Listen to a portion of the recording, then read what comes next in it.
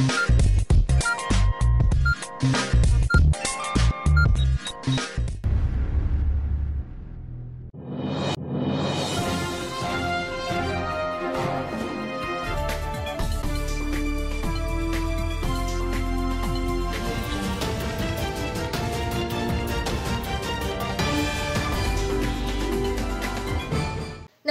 मी Mayawati Ambhore. ADN बातमीपत्रात आपले स्वागत. आजच्या दिवसभरात घडलेल्या घटनांचा आढावा आपण घेणारच आहोत. त्यापूर्वी एक नजर टाकूयात आजच्या ठळक घडामोडींवर. निवडणूक आयोग म्हणून दिल्लीत एक लबाड संस्था बसली आहे.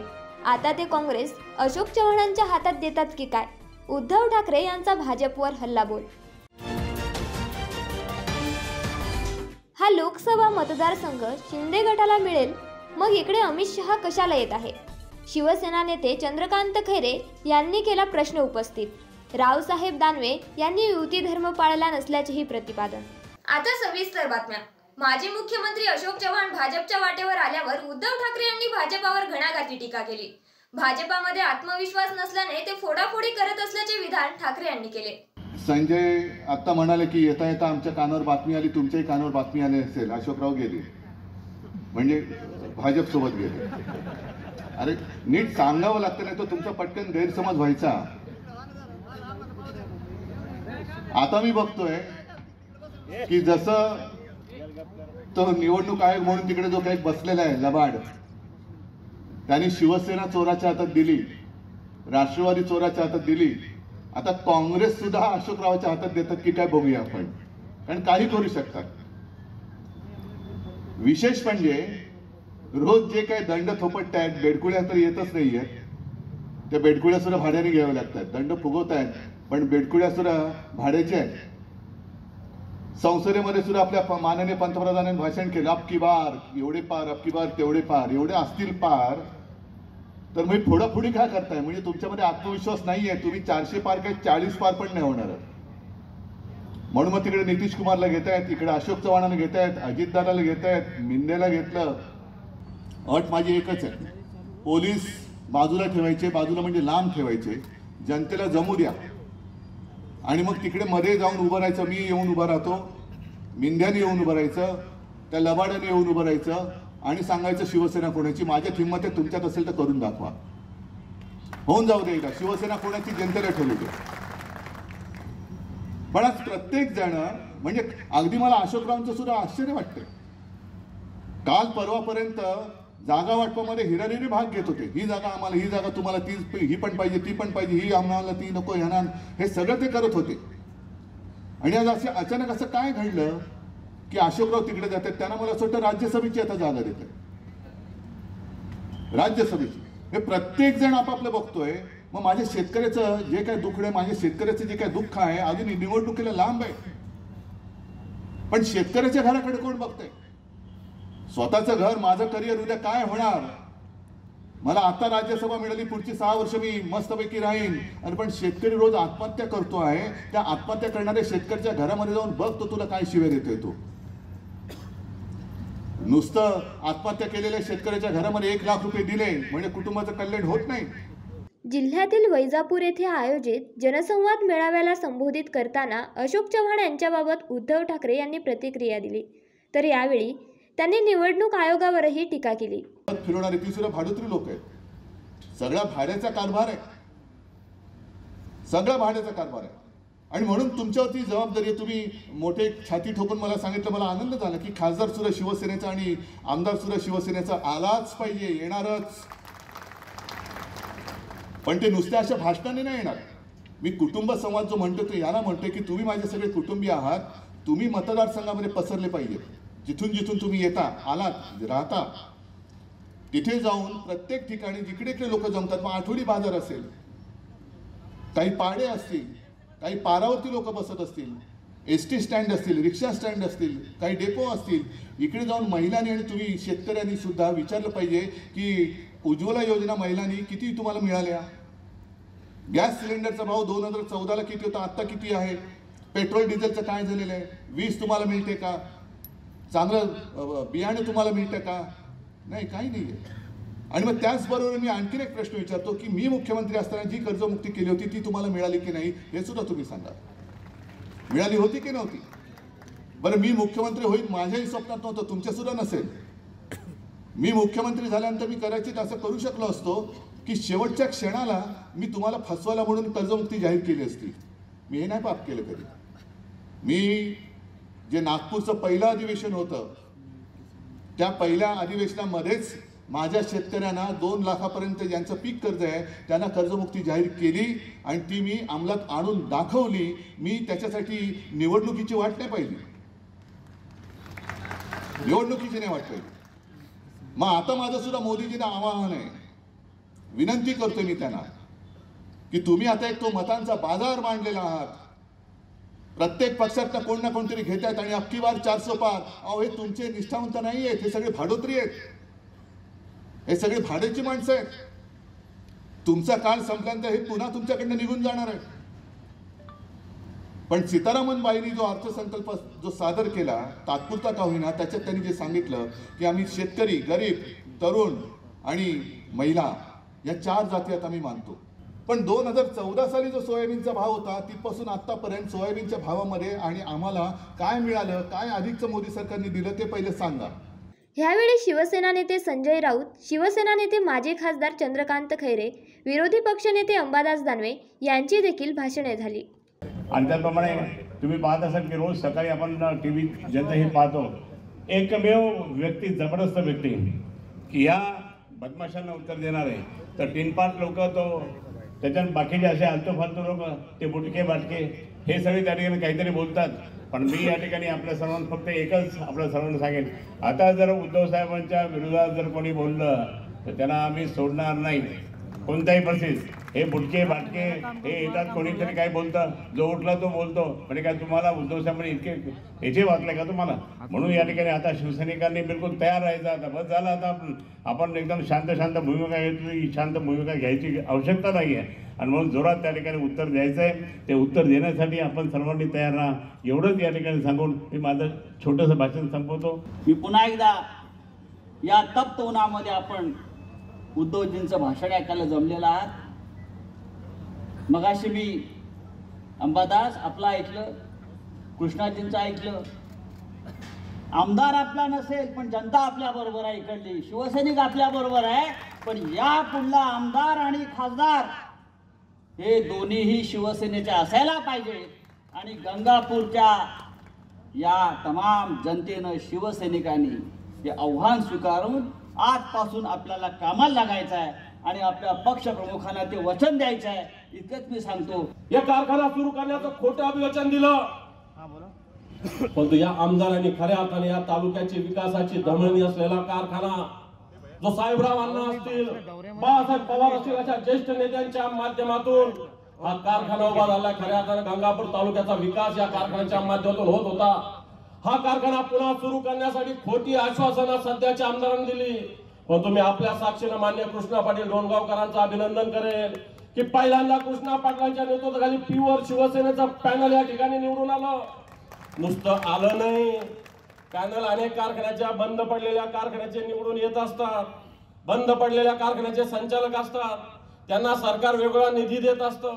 मग अजितदादाचे 5-25 कारखाने असतील, अन्य लोकांचे 5-25 कारखाने असतील, परंतु गंगापूरच्या कारखान्याला कधी निधी मिळाला नाही. परंतु कृष्णा पाटलाचं आपण सगळे मिळून निश्चित अभिनंदन करू.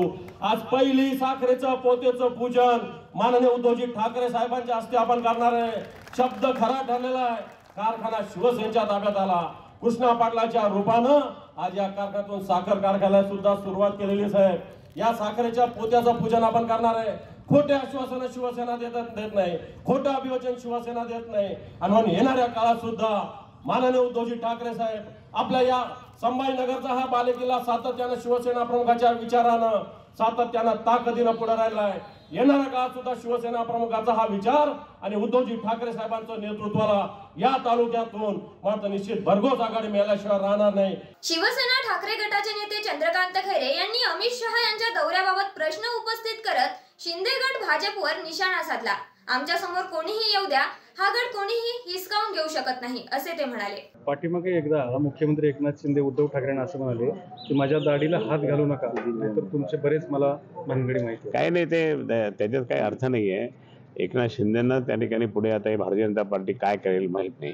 आज जर समजा त्यांना असं वाटतं की ही जागा आम्ही शिंदे गटाने घेऊ, पण तिकडे अमित शहा कशाला येतात ना, म्हणजे ही जागा त्या ठिकाणी भाजपला जाईल असं मला वाटतं. म्हणजे त्यांचा पराभव झाला की नाही, एक प्रकारे त्यांना अपमान झाला की नाही. की आता लोकसभा निवडणूक आहे, तुमचं तर नाव फिक्स झाल्याची चर्चा समोर आलेली आहे. तुमच्या समोर सुद्धा इम्तियाज जलील, भागवत कराड, असं द्या कोणी असू द्या, हा गड शिवसेना प्रमुख माननीय बाळासाहेब ठाकरेंचा गड आहे. सतत शिवसेना त्या ठिकाणी निवडून येते. मी स्वतः 4 वेळेस निवडून आलेलो आहे. मागच्या वेळेस निसर्ग पराभव जर कोणी केला असेल, परंतु प्रत्यक्षात त्या ठिकाणी 2 वेळेस मी आमदारकीसुद्धा या ठिकाणी लढलो होतो. त्यामुळे हा बालेकिल्ला शिवसेना प्रमुख माननीय बाळासाहेब ठाकरेंचा आहे आणि आम्ही सर्वजण माननीय उद्धवजींच्या नेतृत्वाखाली काम करतो. त्यामुळे हा गड कोणी म्हणजे हिसकावून घेऊ शकत नाही. आमचा सर्वांचा जो अजेंडा, आमचा शिवसेनेचा जो राहील तो म्हणजे आत्तापर्यंत 5 वर्षात कोणी काही कामं केलेले नाही. लोकांनी त्या ठिकाणी ज्यांना निवडून दिलं होतं तो कुठं गावात सुद्धा फिरला नाही. आणि जे दुसरे राज्यमंत्री ते फक्त बोलबच्चनच्या गोष्टी करतात, काहीतरी आपलं बोलत असतात आणि त्यांना सुद्धा त्या ठिकाणी इतकं काही महत्त्व नाही आहे. म्हणून ह्या सगळ्या दृष्टीकोनातून आपल्याला पुढे काय करायचं, जर तुम्ही बातम्या देतात किंवा वर्तमानपत्राच्या बातम्या येतात, हे तर असं झालं, हे झालं नाही, हा पूल झाला पाहिजे, हा रस्ता झाला पाहिजे, हे ते मी पेपर कटिंग करून ठेवलेली आहे आणि ते आम्ही त्या ठिकाणी मांडू आणि ते काम पूर्ण करू. रावसाहेब दानवे यांनी त्या ठिकाणी ते महाराष्ट्राचे अध्यक्ष भाजपचे असताना सुद्धा त्यांनी युती धर्म पाळायला पाहिजे, पाळला नाही आणि इथे येऊन त्या ठिकाणी सिग्मा हॉस्पिटलमध्ये ॲडमिट होण्याचं ढोंग केलं आणि सगळ्या लोकांना बोलून त्या ठिकाणी काही लक्ष्मीचा आर्थिक प्रसाद पण दिला आणि सांगितलं की यांना पाडा आणि माझ्या जावयाला निवडून आला. आता ते उलटं झालं, ते जावे बिचारे हे झाले आणि त्याचं म्हणून त्यांचं राज्याचं पद गेलं, पण हातापाय पडून त्यांनी त्या ठिकाणी परत काहीतरी मंत्रिपद मिळवून घेतलं, राज्यमंत्रीपद. आणि म्हणून हे सगळं करण्याचं कट करत असताना म्हणजे अर्धी भाजप फुटली होती त्यावेळेस आणि मुद्दाम त्या ठिकाणी येऊ नये म्हणून, पण आता मात्र खूप मोठा फरक पडलेला आहे. सिटी चौक पोलिसांनी एका चोरट्यास अटक करून त्याच्याकडून मोटारसायकल चोरीचे 3 गुन्हे उघड करीत एका बुलेट मोटारसायकलसह एकूण 95,000 रुपयांचा मुद्देमाल जप्त केलाय. दिनांक 9 फेब्रुवारी 2024 रोजी परमेश्वर विनायक कोलते राहणार जुना भावसिंगपुरा यांची भडकल गेट येथून रॉयल इनफील्ड बुलेट चोरी झाली होती. सदर प्रकरणामध्ये पोलीस अंमलदार आनंद वाहुड यांना मिळालेल्या माहितीनुसार नीरज उर्फ लड्ड्या पिता नंदू बनकर व 21 वर्ष राहणार किलेअर बौद्ध विहाराजवळ याला अटक करून त्याची विचारपूस केली असता त्याच्याकडे सदर गुन्ह्यातील रॉयल इनफील्ड बुलेट मोटारसायकल मिळून आली आणि इतर 2 मोपेड मोटारसायकल चोरी केल्याची कबुली त्याने दिली. त्याच्याकडून एकूण 3 मोटारसायकल असा एकूण 95,000 रुपयाचा मुद्देमाल जप्त करण्यात आला आहे. सदरची कार्यवाही पोलीस आयुक्त मनोज लोहिया, पोलीस उपआयुक्त नितीन बगाटे, सहाय्यक पोलीस आयुक्त संपत शिंदे, वरिष्ठ पोलीस निरीक्षक निर्मला परदेशी यांच्या मार्गदर्शनाखाली पोलीस स्टेशन सिटी चौक विशेष पथकाचे पोलीस उपनिरीक्षक अर्जुन कदम, अंमलदार मुनीर पठाण, राजेंद्र साळुंके, रोहिदास खैरनार, आहेरकर, बबन इप्पर, आनंद वाहुड, सोहेल पठाण, प्रवीण टेकले यांनी केली आहे. सदर गुन्ह्याचा तपास आहेरकर हे करीत आहेत. अजूनही काही बातम्यांचा आढावा आपल्याला घ्यायचा आहे, मात्र वेळ झाली आहे छोट्याशा ब्रेकची. कुठेही जाऊ नका, पाहत रहा एडीएन.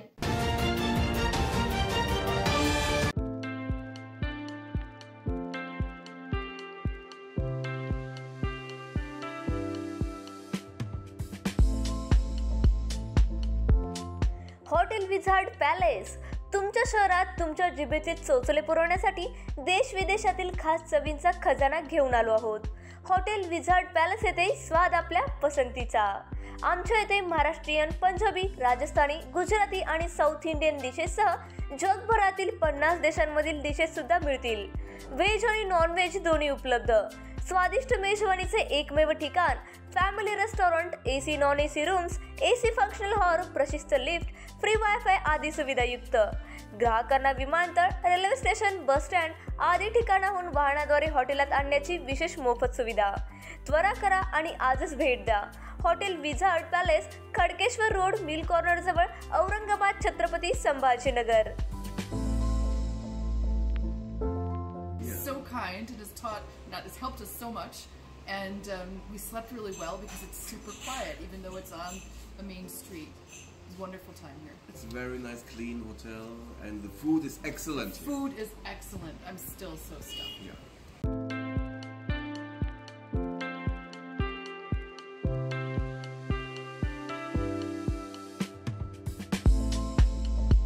तुम्हाला ही पाण्यामध्ये मनसोक्त बोटिंग करायची आहे, परंतु ही बोटिंग करण्यासाठी गोवा देवगड सारख्या ठिकाणी तुम्हालाही जावं लागतंय. तर जरा थांबा. आपल्याच छत्रपती संभाजीनगर शहरात महानगरपालिका घेऊन आली आहे बच्चा कंपनीसाठी तसेच मोठ्यांसाठी नौका विहार. या नौका विहारामध्ये तुम्हाला विविध प्रकारच्या 6 बोटींमध्ये मनसोक्त नौका विहार करण्यास मिळेल. पेंडल बोट तसेच राफ्ट बोट यासारख्या विविध बोटींमध्ये मनसोक्त पाण्यामध्ये बोटिंग करण्याचा आनंद घ्या.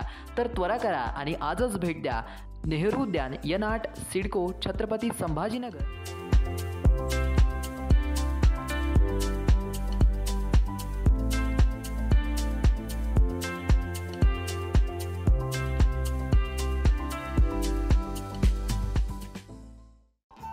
दिवाळी धमाका. छत्रपती संभाजीनगरमध्ये प्राईम लोकेशनवर आलिशान 2 BHK row houses. Beed bypass road Satara परिसरापासून फक्त 200 मीटरच्या अंतरावर. हिवाळी पाटील लॉन्स पासून फक्त 400 मीटरच्या अंतरावर. आकर्षक किमतीत रो हाऊसचे मालक व्हा आणि आकर्षक बक्षिसे जिंका. किंमत फक्त 51 लाख पासून पुढे. विकसित क्षेत्रात अधिष्ठान आहे. वैयक्तिक रो हाऊससाठी प्रशस्त पार्किंग, त्याचबरोबर private garden, video door bell, सौर सिस्टीम. जागेचा पत्ता प्लॉट क्रमांक 14P 15 24 25P Beed bypass Satara परिसर छत्रपती संभाजीनगर औरंगाबाद. खरेदीसाठी आमचा कॉन्टॅक्ट नंबर आहे 9860056488. सर्व बँक कर्ज उपलब्ध आहेत. अटी आणि शर्ती लागू. मस्त मास्क पहना रे तूने. Thank you sir. वो जान बचाने के लिए पहनना पड़ता है ना सर. रेडीमेड है या टेलर मेड है? ऑनलाइन ऑर्डर किया है सर. एक और है ना सर. देना. बहुत मस्त लगे आपको. ये ना सर. सर ना भाई, जान बचाने के लिए बाइक चलाते वक्त सिर्फ खोपड़े पे मास्क पहनेगा तो खोपड़े को कौन बचाएगा? समझ गया सर. हेलमेट ऑनलाइन ऑर्डर कर, वरना हमेशा के लिए ऑफलाइन हो सकता है. Okay sir. ये ले. चल हम ये भी ऑनलाइन भर दे. हेलमेट पहने, ट्रैफिक नियमों का पालन करे, जिंदगी के सफर को सुरक्षित रखे. योजना जनकल्याणकारी, सर्वसामान्यांच्या दारी. शासनाचा लाभ आम्हाला जमीन दुरुस्ती, बांध बंदुस्तीसाठी आम्हाला लाभ भेटलेला आहे. योजनेचा लाभ मिळाला त्यामुळे मी सरकारचे खूप खूप आभार मानतो. आणि मला शासनाकडून असं घरकुल योजनाचा लाभ मिळालेला आहे म्हणून मी शासनाचे आभारी आहे. महाराष्ट्र शासनाच्या शासन आपल्या दारी या क्रांतिकारी उपक्रमाला जनतेचे भरभरून आशीर्वाद. शेतकरी, तरुण, महिला, उद्योजक, दिव्यांग. केवळ 2 महिन्यात 1.5 कोटींहून अधिक लाभार्थ्यांच्या चेहऱ्यावर फुललेलं समाधान हीच खरी शासनाच्या यशाची पोचपावती आहे. तमाम महाराष्ट्रवासियांचं प्रेम आणि विश्वास सार्थ ठरवत महाराष्ट्र शासनाचा हा विकास रथ असाच वेगाने दौडत राहील. महाराष्ट्र शासन जनतेच्या केवळ घरातच नाही तर मनामनात पोहोचतंय. शासन आपल्या दारी हा कार्यक्रम जो आहे हा छत्रपती शिवाजी महाराजांचा आदर्श डोळ्यासमोर ठेवून आपल्या सरकारने सुरू केलेला आहे. योजना अनेक असतात पण त्या योजनांचे लाभ हे शेवटच्या व्यक्तीपर्यंत पोहोचले पाहिजे. सर्व जाती धर्माला न्याय देण्याचं काम आम्ही त्या ठिकाणी करू. आज आमच्यासाठी जी योजना काढलेली आहे ती भरपूर फलदायी योजना आहे. केवळ 2 महिन्यात 1.5 कोटींहून अधिक लाभार्थ्यांच्या चेहऱ्यावर फुललेलं समाधान हीच खरी शासनाच्या यशाची पोचपावती आहे. शासन आपल्या दारी या उपक्रमाची.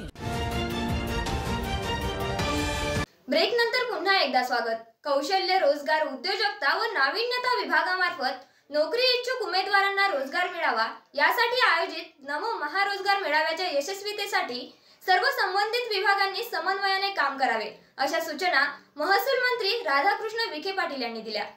लातूर येथे मराठवाडा विभागांतर्गत आयोजित करण्यात येणाऱ्या महारोजगार मेळाव्याच्या पूर्वतयारीचा विभागीय आयुक्त कार्यालयातील बैठकीत महसूल मंत्री विखे पाटील यांनी आढावा घेतला. यावेळी माजी मंत्री तथा आमदार संभाजी पाटील निलंगेकर, विभागीय आयुक्त मधुकर राजे अर्दड, जिल्हाधिकारी जी श्रीकांत, लातूरच्या जिल्हाधिकारी वर्षा ठाकूर घुगे, उपआयुक्त जगदीश मिनियार यांच्यासह विविध विभागांचे अधिकारी उपस्थित होते.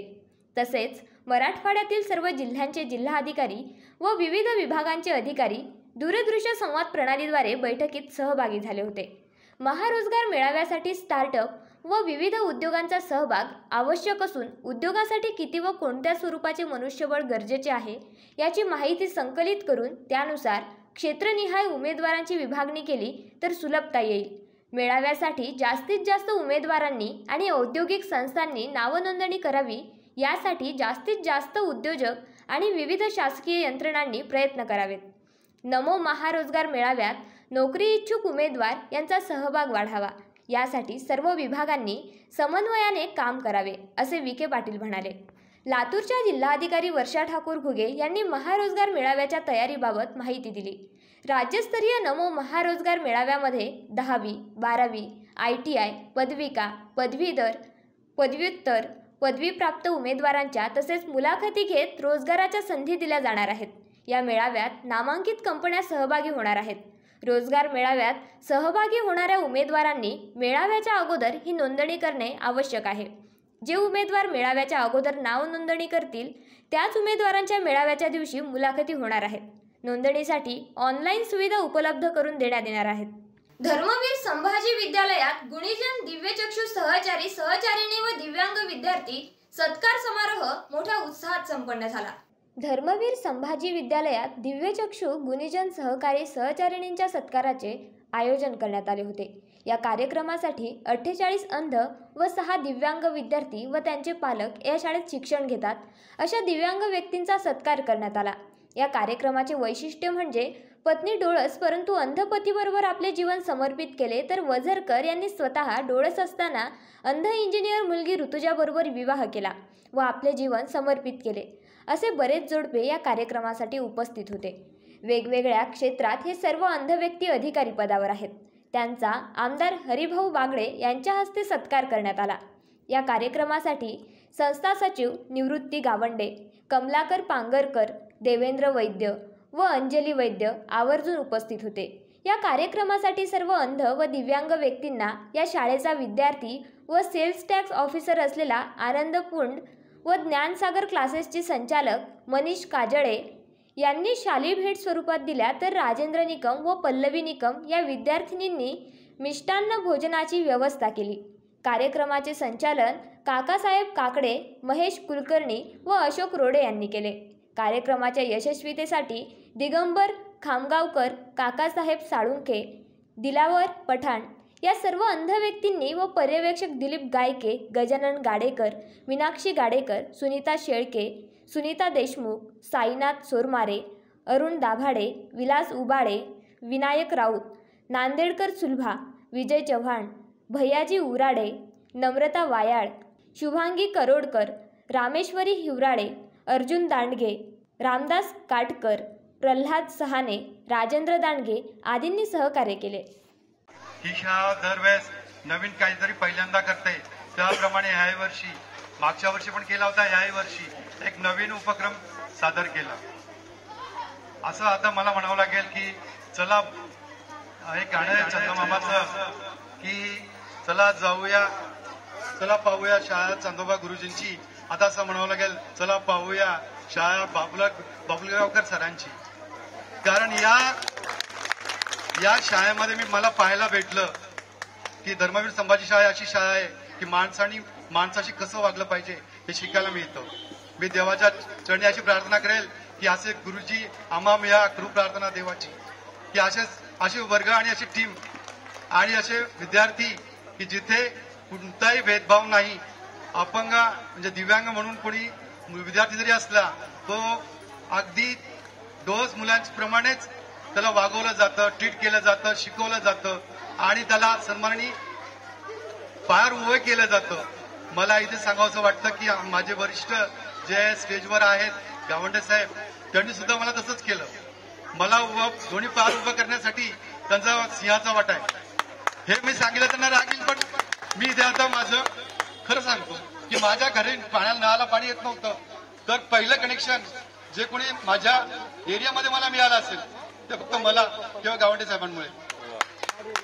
आणि माझ्या मिसेसला म्हणजे मला जेव्हा मी ग्राइंड असताना मला लोन मिळत नव्हतं, व्हेकल लोन मिळत नव्हतं, ऑफिस मला देत नव्हतं.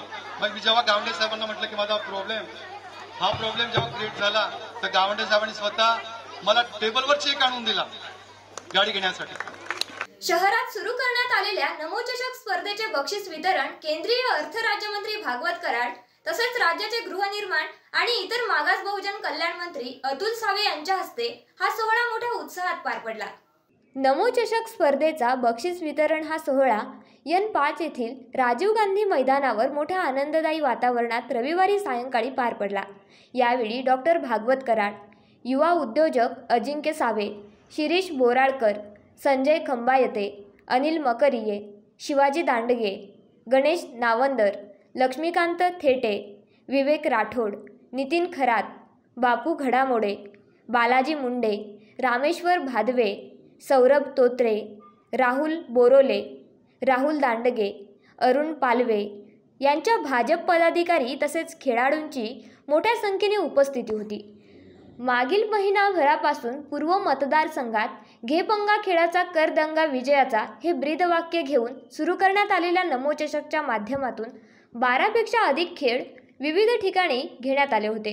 या सर्व खेळ प्रकारात जवळपास 67,583 खेळाडूंनी सहभाग घेतला होता. यात रांगोळी आणि संगीत खुर्ची या 2 खेळ प्रकारात 23,000 महिलांनी सहभाग नोंदवला होता. या सर्व स्पर्धेत प्रथम, द्वितीय आणि तृतीय क्रमांक पटकावणाऱ्या खेळाडूंचे पारितोषिक देऊन तसेच सहभाग घेणाऱ्या प्रत्येक खेळाडूंना केंद्रीय अर्थ राज्यमंत्री भागवत कराड तसेच राज्याचे गृहनिर्माण आणि इतर मागास बहुजन कल्याण मंत्री अतुल सावे यांच्या हस्ते प्रमाणपत्र देऊन गौरविण्यात आले. शेवटी परत एकदा एक नजर टाकूयात आजच्या ठळक घडामोडींवर. निवडणूक आयोग म्हणून दिल्लीत एक लबाड संस्था बसली आहे. आता ते काँग्रेस अशोक चव्हाणांच्या हातात देतात की काय? उद्धव ठाकरे यांचा भाजपवर हल्लाबोल. हा लोकसभा मतदारसंघ शिंदे गटाला मिळेल, मग इकडे अमित शहा कशाला येत आहे? शिवसेना नेते चंद्रकांत खैरे यांनी केला प्रश्न उपस्थित. रावसाहेब दानवे यांनी युती धर्म पाळला नसल्याचेही प्रतिपादन. याचबरोबर हे बातमीपत्र इथेच संपलं. पुन्हा भेटूयात पुढील बातमीपत्रात. तोपर्यंत बघत रहा औरंगाबादकरांचं हक्काचं बातमीपत्र ADN.